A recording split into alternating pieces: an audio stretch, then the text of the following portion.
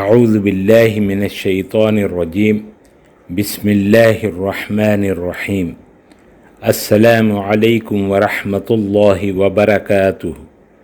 معزز ناظرین و سامعین کرام، گردے اور پتے میں پھتری ہو تو بسم اللہ الرحمن الرحیم وَإِنَّ مِنَ الْحِجَارَةِ لَمَا يَتَفَجَّرُ مِنْهُ الْأَنْهَارُ وَإِنَّ مِنْهَا لَمَا يَشَّقَّقُ فَيَخْرُجُ مِنْهُ الْمَاءُ وَإِنَّ مِنْهَا لَمَا يَهْبِطُ مِنْ خَشْيَةِ اللَّهِ وَمَا اللَّهُ بِغَافِلٍ عَمَّا تَعْمَلُونَ۔